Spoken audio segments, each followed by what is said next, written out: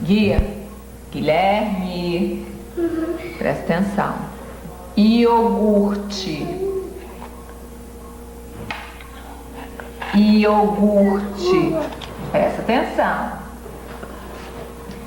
Queijo, queijo, queijo. Mamão, mamão.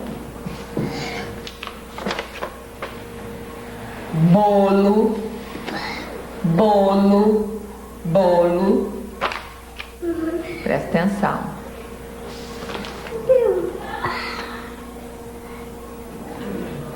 Piu, piu.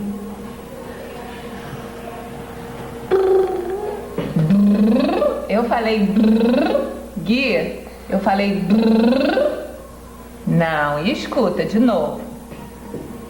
Piu, piu. Piu, piu.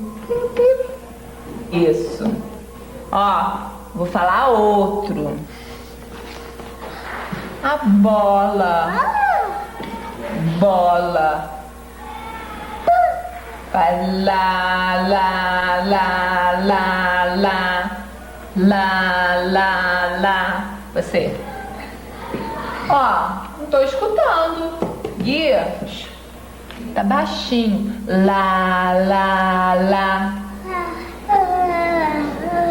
Isso, muito bem.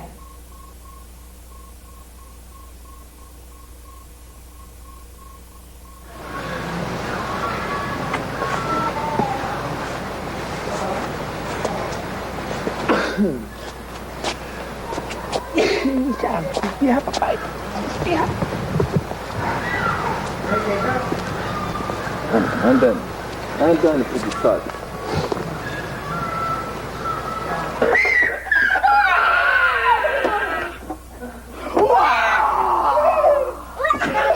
Vem mamar, Lili.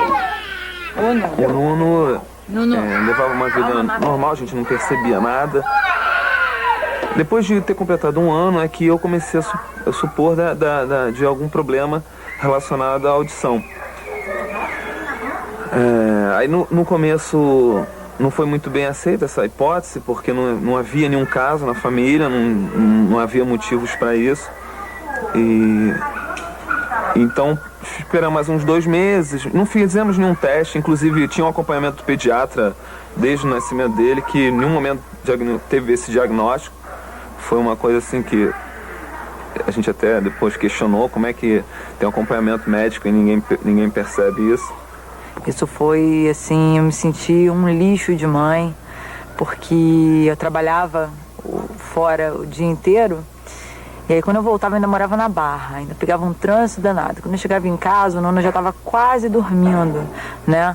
E eu me lembro que eu chegava assim, eu sempre fui meio brincalhona, eu ficava assim escondida. Nuno, mamãe chegou, Nuno, Nuno.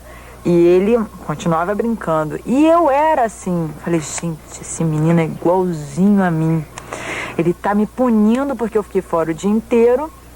E agora eu tô chegando, ele não tá me dando bola, né? E aí quando ele olhava pra mim, que ele percebia que eu tava em casa, ele ficava assim, parecia que tremia de susto, saia correndo, vinha me abraçar, me beijava, falava, esse menino é um artista. Eu não sei, eu não sabia explicar, não entendia porquê, não sabia. Na época eu fiquei um pouco preocupado até por causa eu tive um pouco de receio da minha esposa de repente achar que eu não fui uma boa escolha para ela, para ter os filhos dela. E fiquei receoso com isso, eu imaginei que ela de repente não... Mas não, foi o contrário, porque a dificuldade fez a gente ter um sentimento mais forte de necessidade um do outro. E a gente percebeu que eu sem ela e ela fica muito difícil. Já é muito difícil o peso, então se a gente não dividir o peso um pouquinho no ombro, às vezes ela tá muito mal, às vezes eu fico... É impossível hoje eu ainda não me emocionar, né? Eu me emociono não é por achar que meu filho é incapaz ou é por saber que é um caminho complicado. E saber que no começo foi muito difícil achar a solução que eu tive hoje. Eu parei de ouvir música nas primeiras instâncias. Eu desliguei o som lá de casa. Eu desliguei o som. Não se ouvia mais música lá em casa. Não queria que se ouvisse mais música. No meu carro também, às vezes eu desligava, não queria. Eu queria começar a me adaptar até descobrir a hipótese dele ser oralizado e receber um implante e poder ter a oportunidade de ouvir. Eu entendia que meu filho ia para a linguagem de sinais. Então eu achava que eu tinha que me adaptar ao mundo dele. Então eu comecei a tentar sair do mundo do som.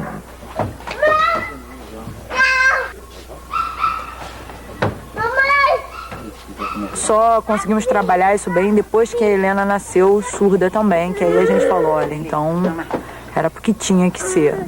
E se a gente tivesse um terceiro filho, provavelmente ia nascer surdo também. Então não foi alguma coisa que eu, mãe, fiz, né?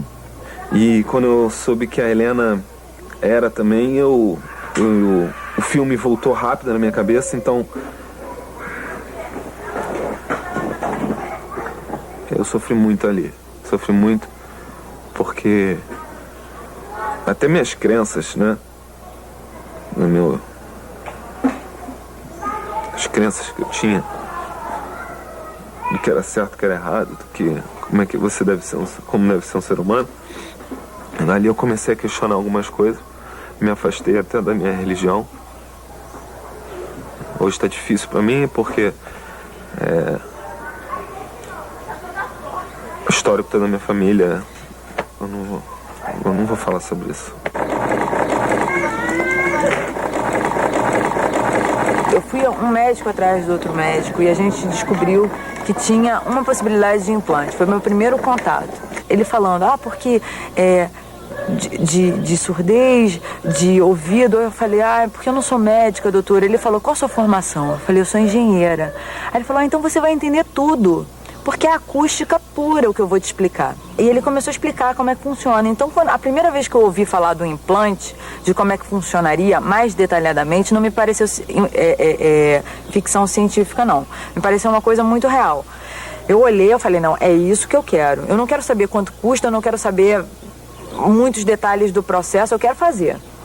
A operação em si já é uma operação bastante complicada, mas eu me lembro que raspar a cabeça pra mim, que é uma coisa assim tão, sabe, pouca perto do diagnóstico, perto da cirurgia, mas a raspagem da cabeça, eu me lembro que eu chorava absurdamente, e aí ele marcava no vídeo a área a ser cortada, era uma área enorme, e eu chorava, mas eu chorava muito, e demorou mais ou menos 1 ano, foi muito angustiante, né? E ele começou a dar sinais que estava ouvindo. Você falava Nuno, ele virava.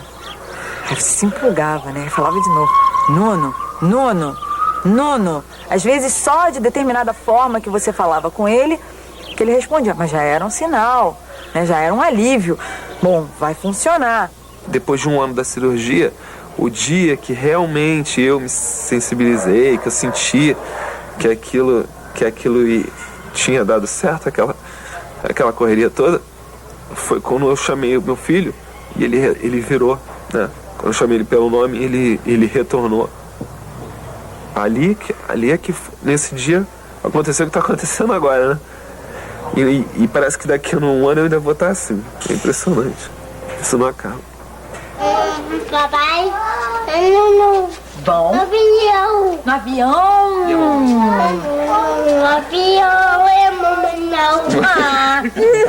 Quando eu descobri que a Helena era surda, pintou aquela dúvida do tipo, será que eu teria feito tudo dessa forma? Eu tenho a chance agora de, sabendo o que eu sei, fazer as melhores escolhas.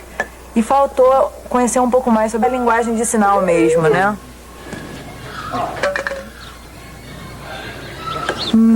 Muito gostosa. Você tá doida pra falar, né, Lelê? Lelê, o Nuno, a mamãe e o papai. Não fala, não? Dá beijo. Dá um beijo, Nuno. Dá beijo. Gente, tomamos... Papai aqui. Papai, Dá um beijo. Papai é aqui. E o Nuno? O Nuno é aqui. Dá um beijo. Lelê dá beijo aqui. Que gostoso.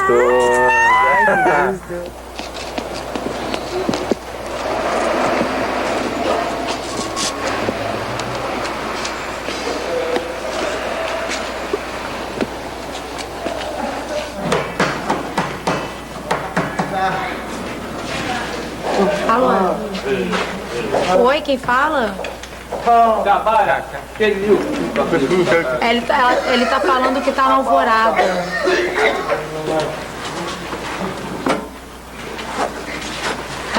Ele tá falando que vai ficar aqui o dia inteiro, porque ele tá organizando a festa de 50 anos, tem muita coisa pra fazer. Ele falou que tá morrendo de saudade de você, que te ama muito, tá sentindo sua falta. Você abandonou o pai.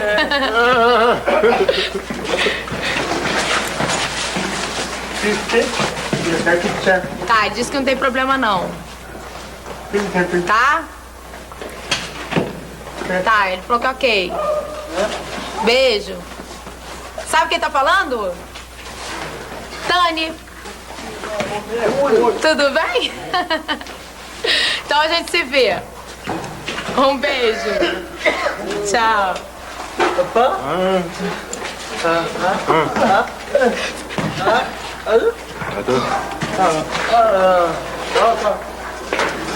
Meu nome é Tani, né?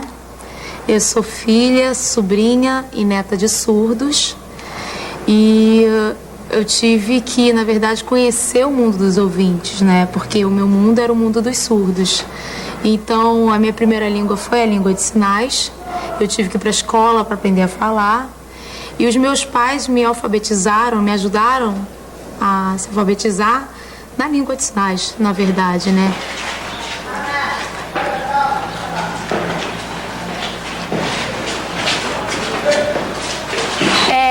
Pra mim, assim, foi normal, porque, assim, eu me preocupei em ensinar a língua de sinais para que a gente pudesse se comunicar. E aí, depois, eu me preocupei em ir pra escola, pra ela ir pra escola, né, pra eu ir pra escola, pra aprender o mundo dos ouvintes, e aí depois ela ia aprender com o tempo.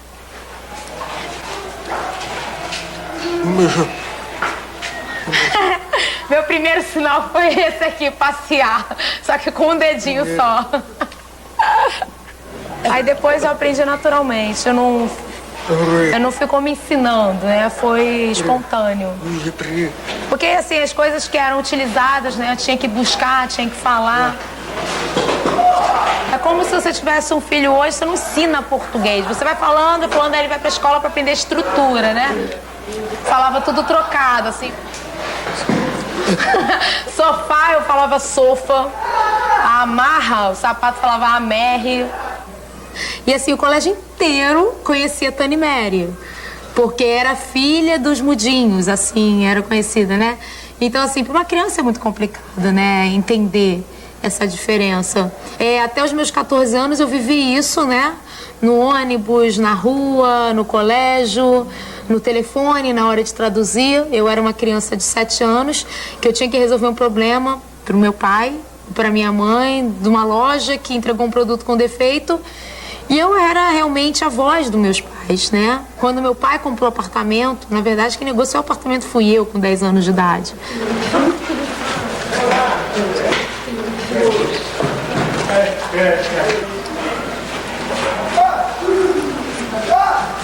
Eu até gostaria que ele fosse surdo para eu poder passar um novo líder para a comunidade. Porque eu aprendi muito. Eu não quero jogar fora tudo que eu aprendi. Eu quero passar para ele. Quando os pais são ouvintes, eles nem sequer esperam nem planejam que os filhos sejam surdos. Então, é um choque para a família, é um período de adaptação, é o buscar o que fazer, é para onde levar. O início realmente é mais complicado. Eu, por exemplo, que sou conhecedora, né, da cultura dos surdos, se eu tivesse um filho surdo hoje, eu não sei o que eu faria com a área educacional. Que escola eu levaria? Não sei. Não tenho uma escola para dizer, meu filho vai estudar nessa escola. Pode usar o verbo no passado, no futuro. Eu parti.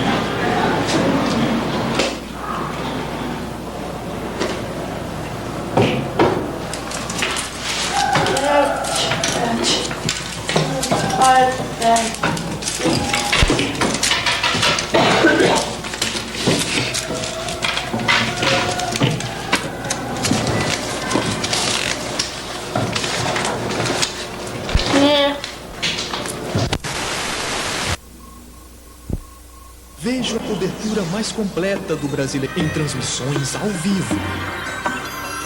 Vejo também um canal com 4 horas por dia de futebol. E vislumbro que o retorno seja emocionante, com grandes clássicos exclusivos. Não precisa ter bola. Bem, e o Hitchcock, a certa altura, chegou perto dela, chamou ela a um canto. Ele era muito discreto com os atores, ele praticamente não dirigia em cena. Ele virou para ela assim: Ingrid, calma, é só um filme. It's only a movie. Mind if I had dinner with you tonight? I'd be delighted.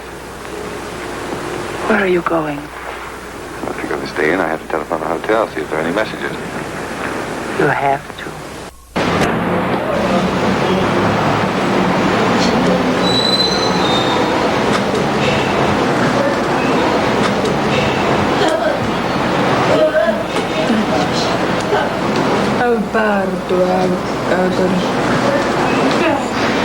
Mais exemplo?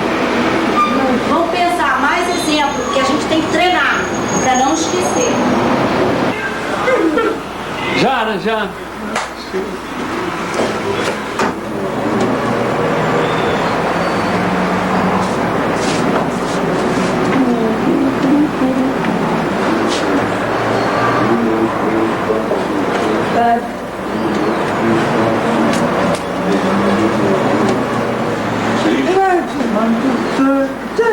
Pode. E tá faltando o que aqui? Você sabe. É, como é que é em grego? Grego.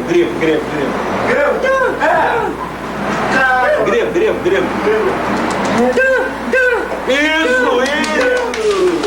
Aê! No ano passado eu não sabia nada, não sabia nem falar nada. Não sabia falar nada. Aí as turmas ficaram zangadas, falavam que o professor era ruim, falava pra eles: não é ruim não, ele é um bom professor. Então o problema é ele, mas não tem química, é difícil pra ele. Então o problema é ele ler texto grande. Então como a química não tem texto grande, eles se saem bem. Matemática não tem texto, saem bem. Física também. E trabalha com números, eles vão bem. Ó, trabalhou com texto para ler, interpretar é um problema. Para escrever é um problema. Eles não fazem uma frase coerente, entendeu?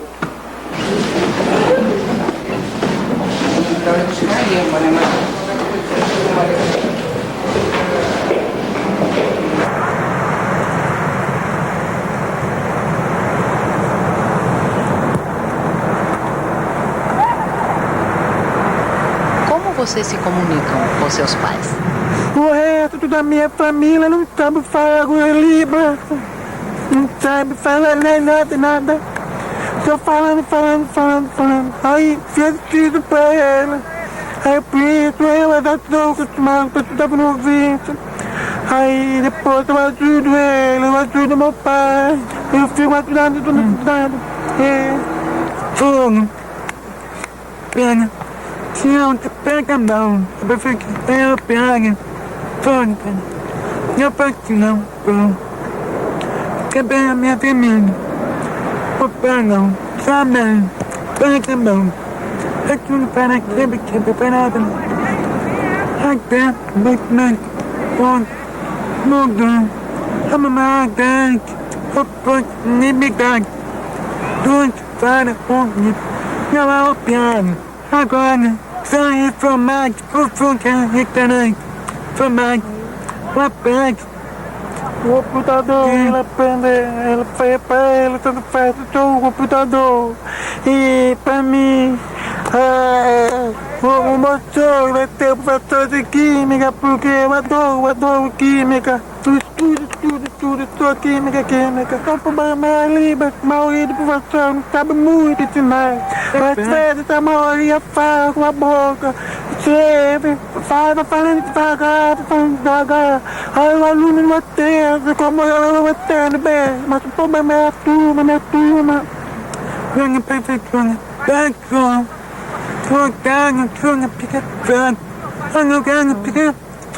ela ouve, naquela praia, lugar que fez no franco, lugar no ponto, tudo mais.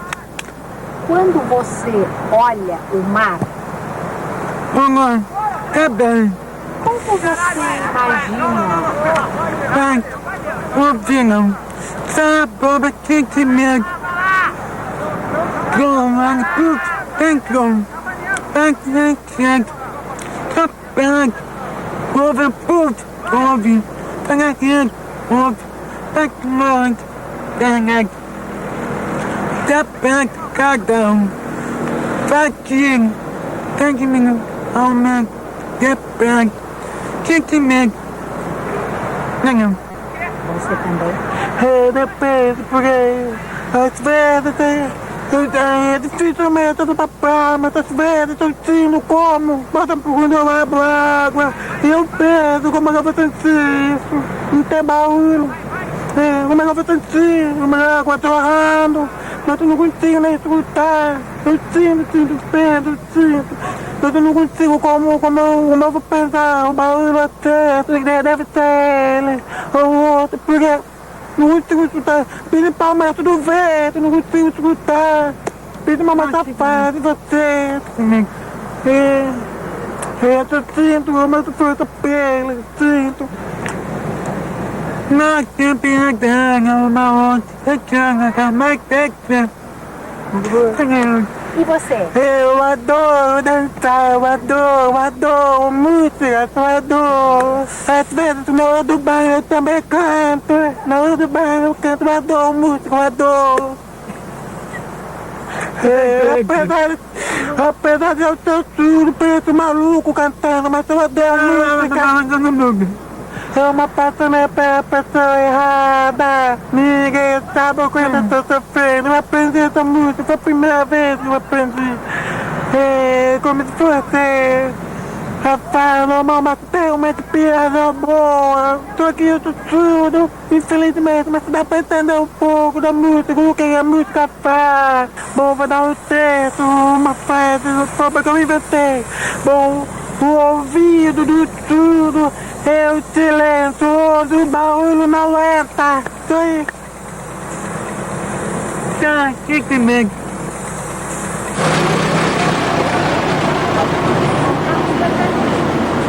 Ah, eu pedi.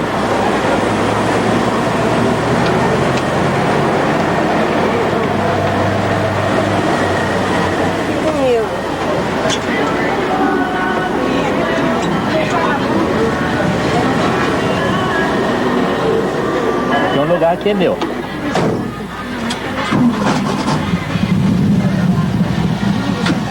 Eu tô com 49 anos. A Samanta, ela tá com 16. Ela andou com 1 ano e 5 meses.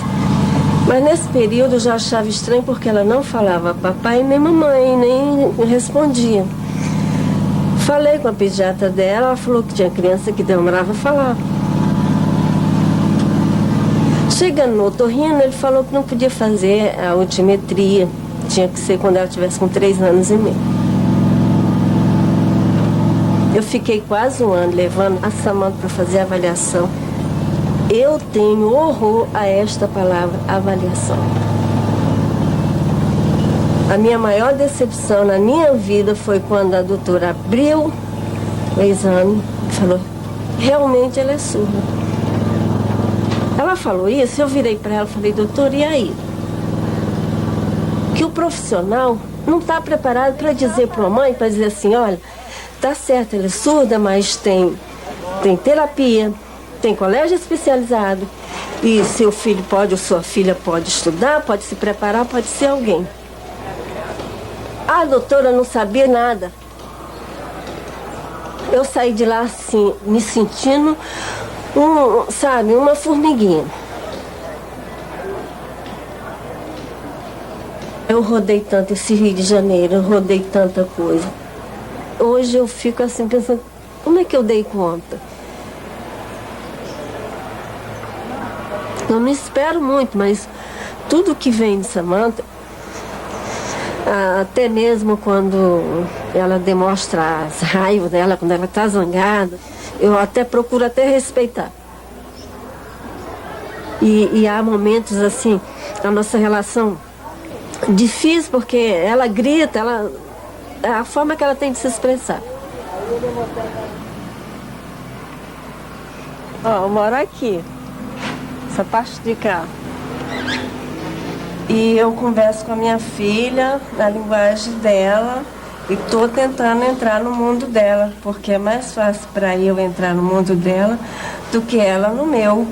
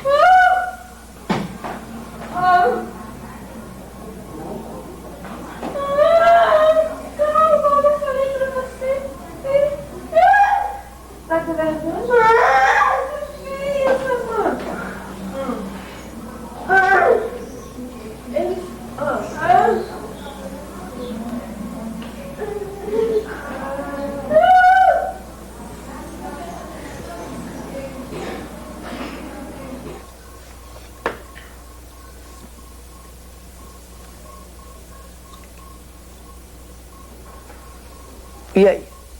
Vamos botar no Surdos e Mudos? Vamos colocar numa escola particular especializada? O que fazer? Não. Só tem uma alternativa. Ele vai ter que viver no mundo dos ouvintes. Eu não vou aprender a falar para falar com meu filho e o resto do mundo não. Na minha cabeça, eu não podia mudar o mundo. Eu não podia preparar o mundo para receber meu filho. Eu tinha que preparar meu filho para receber o mundo. Então, como eu não podia mudar o mundo, eu tinha que criar ele bem forte, ele bem estruturado, para ele cair em qualquer mundo e continuar mantendo sendo ele. Tipo, dar porrada no Pedro, quebrei um dente do Pedro aqui na frente. Quer estudar ou quer apanhar? Ah, não, vou estudar. Quer estudar todo dia. Teve um dia que ele falou que não, que ele preferia apanhar, que não ia estudar. Falei, você quer apanhar, então, o que vai fazer? E se eu não desse porrada aquele dia, eu não ia dar porrada nunca. Dei, entendeu? Porrada mesmo, deixei ele. Hoje em dia ele fala que quem não apanha em casa, apanha na rua. Ou de bandido, ou de polícia. Quando eu entrei na faculdade, eu lembro, quando eu estava no primeiro e segundo período, e minha nota era avaliada como palestra, em frente à classe de aula e no auditório. Ficava nervoso, mas eu gostava de aparecer. Então eu treinava muito em frente do espelho, assim, me virava. Então levantava o dedo para quebrar o gelo. Quanto mais eu fazia, maior confiança eu adquiria. No auditório tinha umas 1.000 pessoas. Então estava o reitor, os professores, alunos discutindo. Então, quando o reitor da faculdade pediu para que eu falasse alguma coisa, o aluno falasse alguma coisa para levantar o dedo. Eu queria falar, mas estava pensando, se eu não levantar o dedo para começar a falar, eu ia afitar, porque se eu fosse aceita a derrota, fosse perto da sua confiança. Então eu temia o dedo para falar ao público e acabei. Não tenho mais saída porque o microfone já estava na minha mão. Eu temia de tanta vergonha. Então eu acabei falando. E hoje em dia eu sou muito empolgado para falar ao público, porque eu sinto o cura de falar. É uma sensação de liberdade.